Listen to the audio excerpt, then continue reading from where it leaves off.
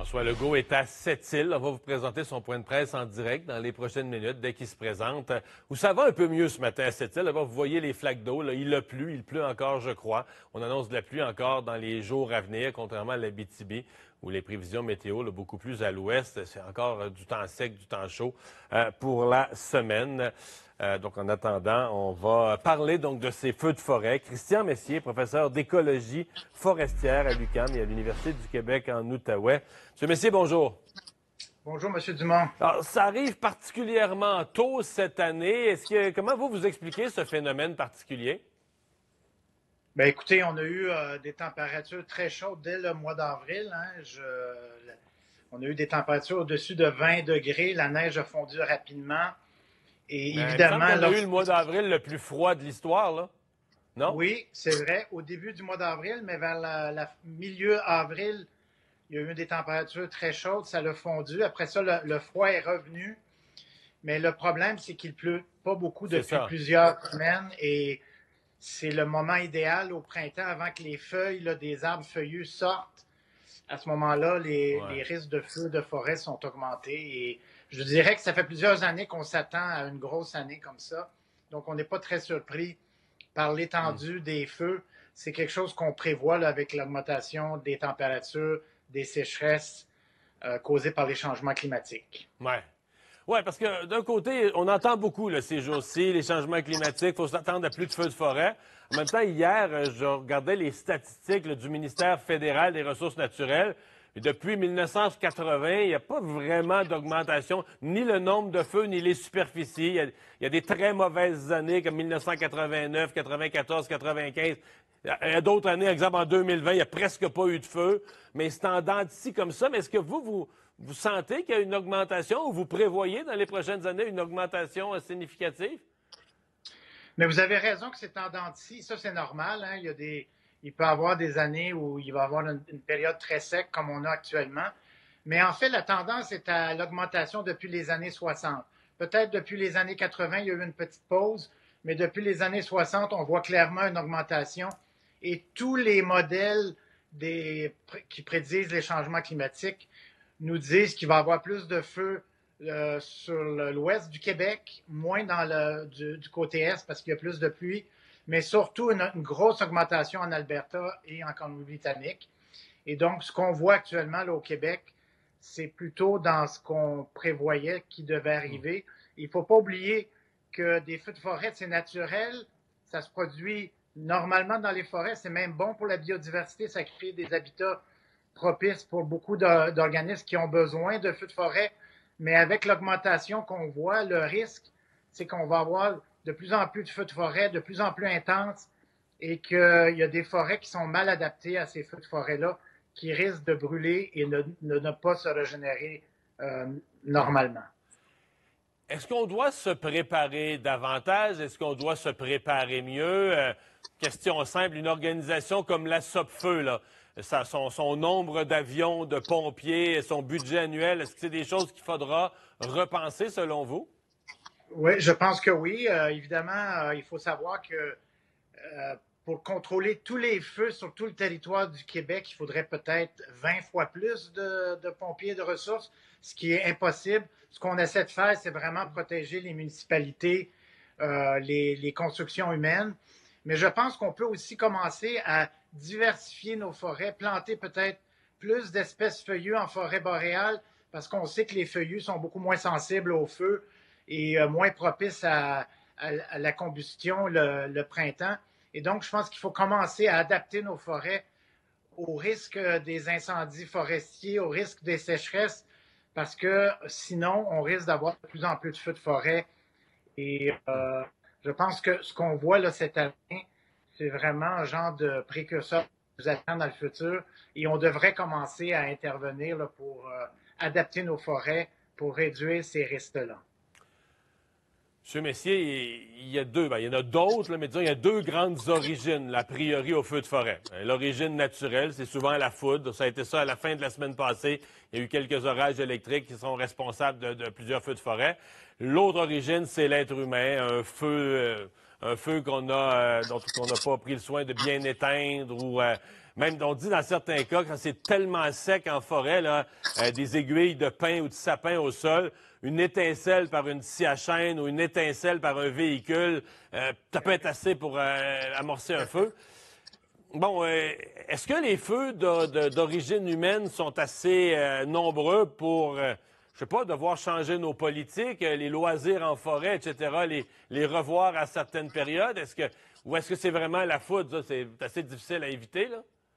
Ben, en fait, tous les statistiques montrent que 90 ou 95 des superficies brûlées, c'est des feux qui originent de la foudre. Parce que les feux qui originent des humains sont souvent causés plus près des populations humaines et on peut intervenir de façon beaucoup plus efficace et rapidement. Donc, en pourcentage, c'est si faible que ça, là, ceux qui sont allumés Oui, par oui, des oui, humains en superficie. c'est très, très faible. Le problème, c'est que c'est souvent près des habitations, par exemple, près des villes, et donc les risques sont plus grands. Et je pense qu'on fait actuellement, c'est pendant les périodes où il y a peu de précipitations, on devrait éviter d'aller en forêt. Et si on va en forêt, évidemment, éviter de faire des feux, de fumer en forêt, par exemple. Je sais qu'il y a un feu, je pense que j'ai lu, qui avait été probablement causé par des trains, hein, une étincelle causée par un train qui circule. Donc, peut-être qu'il faudrait aussi faire attention à ces genres de phénomènes-là, mais encore une fois, c'est une faible proportion des forêts qui brûlent à cause de facteurs humains. Et je pense qu'on peut mieux les contrôler. Bon, la foudre, des orages électriques, là, évidemment, quand ils sont au-dessus des villes, tout le monde en parle. Mais quand il y a un orage électrique à mi-chemin entre Shefferville puis à mi-chemin entre Shefferville puis Fermont, des zones pas habitées, veut dire, personne ne le sait, ça allume un feu.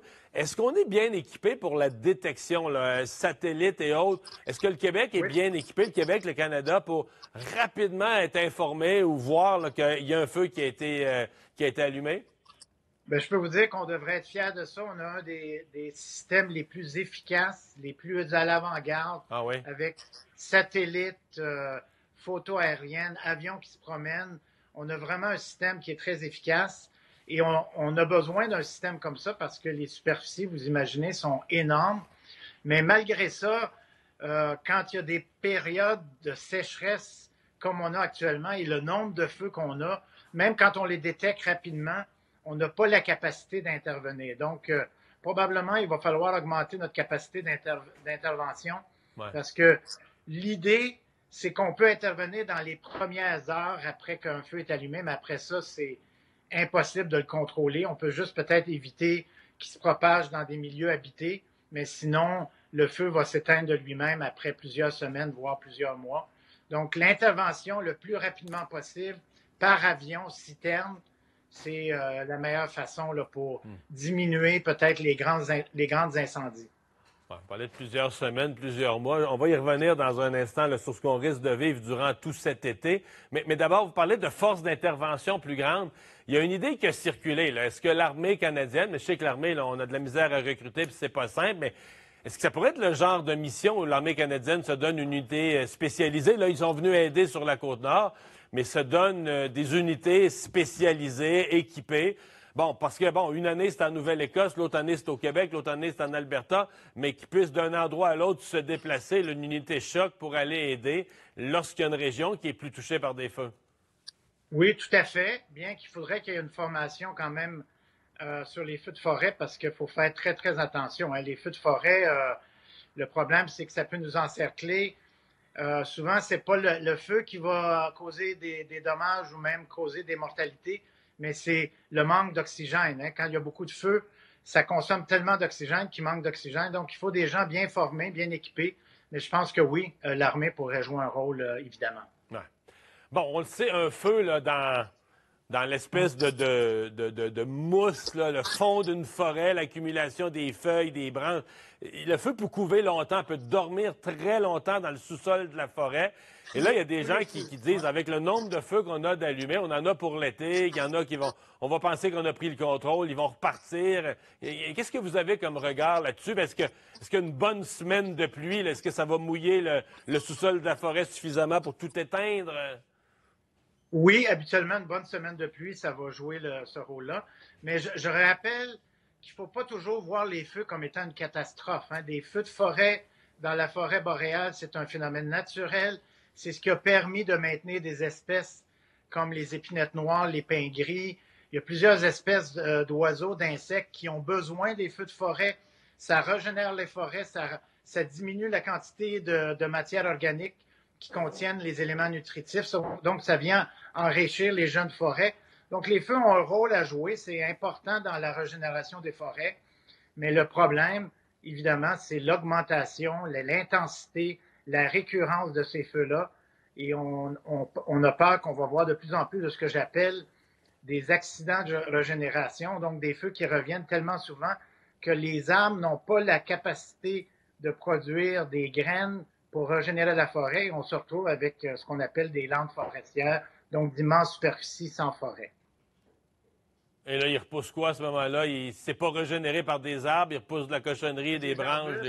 C'est des arbustes qui vont être là pour plusieurs centaines, voire des milliers d'années avant que les arbres reviennent. Et ça se produit un peu au milieu de la forêt boréale, mais on craint que ça se produise de plus en plus. Et surtout dans des forêts qui sont mal adaptées aux feux de forêt. Par exemple, des forêts de sapins sont mal adaptées à se régénérer suite à un feu de forêt. Donc, on pourrait commencer peut-être à diversifier nos forêts, ajouter des espèces du pin gris, des épinettes noires, des feuillus comme le peuplier, qui, eux, sont capables de bien se régénérer suite à des feux de forêt.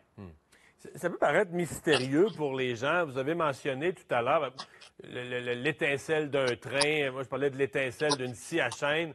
Ouais. C'est si inflammable que ça. C'est quoi qui est si inflammable? C'est des aiguilles séchées, là, des aiguilles rougies de conifères ou la mousse? Oui. Parce que ça prend vraiment quelque chose d'inflammable pour que d'une étincelle, on ait un feu de forêt, là, que l'étincelle ne s'éteigne pas tout simplement dans l'humidité du sol, là. Ouais, il faut savoir que nos conifères ont développé une façon assez particulière de résister aux insectes. C'est en produisant de la résine. Hein. Vous avez tous vu de la résine sur du sapin ou des épinettes. Et donc, ça, c'est une réaction naturelle. L'arbre produit de la résine pour se protéger contre des maladies des insectes. Et cette résine-là, ben, c'est presque comme du pétrole. Hein. C'est très inflammable. On le trouve dans les aiguilles. On le trouve dans le bois des conifères. Et quand c'est sec, ben, ça brûle très, très facilement. Donc, c'est ce qui explique le fait qu'une étincelle est suffisante pour allumer un feu de forêt dans des conditions là, comme on vit actuellement, là, des milieux très, très secs. Et une chose que je dois mentionner aussi, c'est que les sécheresses ont augmenté dans nos forêts depuis quelques années.